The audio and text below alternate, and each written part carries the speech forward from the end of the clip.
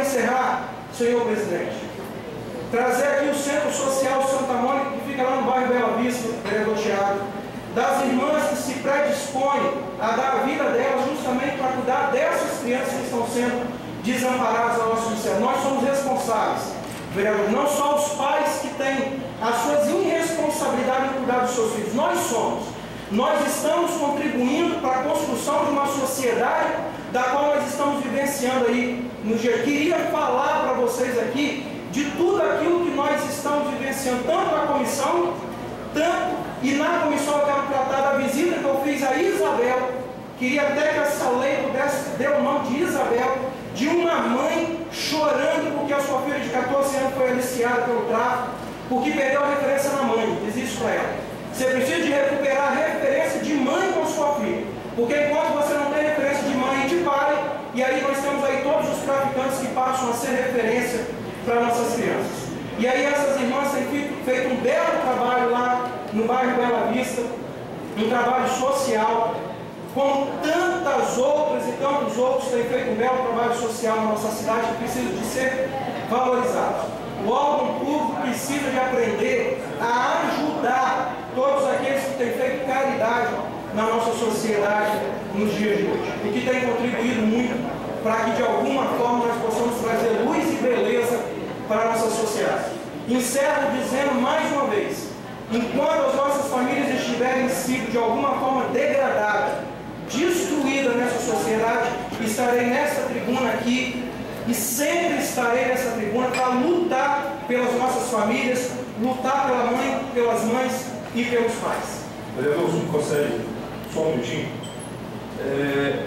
Eu me senti incomodado, até não só como vereador, mas como até Vossa Excelência citou, né, como profissional na área de segurança, como investigador de polícia, e dar um esclarecimento para a sociedade. Realmente, esse mês de janeiro, nós iniciamos aí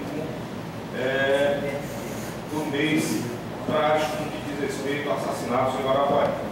E graças a Deus, no trabalho da Delegacia de Crimes contra a Vida do município, ao qual eu faço parte dessa equipe, nós trabalhamos em esquema inclusive de plantões, 24 horas no turno, indo em local de crimes, porque é importante esse primeiro contato policial no local do crime, porque você corre provas que, se você deixar para depois, você já perde. E conseguimos dar resposta para a sociedade. Um crime que aconteceu na região, Thiago, onde você tem propriedade lá em Boa Esperança, já foi desvendado, né? Aquele comerciante, dono, esqueci o nome dele agora, que tem lá no revista da ponte ali, foi morto por um motivo banal, tentativa de roubo, conhecido como latrocínio do Código Penal, em que escolheram aleatoriamente a casa dele, iam passando e, no momento em que o abordado, ele reagiu e, infelizmente, por motivo útil, tiraram a vida dele. A morte do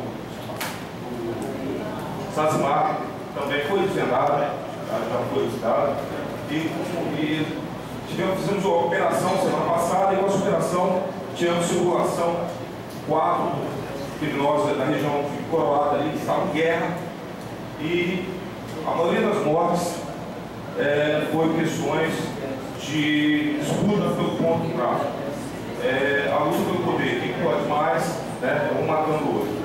E eu gostaria de deixar essa palavra, que realmente foi um mês trágico, mas que nós vamos fazer um trabalho a Polícia Civil, juntamente com a Polícia Militar. Peço aos moradores do município que colaborem denunciando, porque isso não é 6x9, que não dá uma malandragem e fala que é X9. X9 é o bandido que entrega o outro. Agora, o cidadão que não aguenta mais conviver com esse tipo de barbárie que você citou, eu acho que tem um dever moral, né, dever de pegar seu telefone, 190, Polícia Militar, 147, Polícia Civil, e fazer a denúncia sim. Ninguém é obrigado a conviver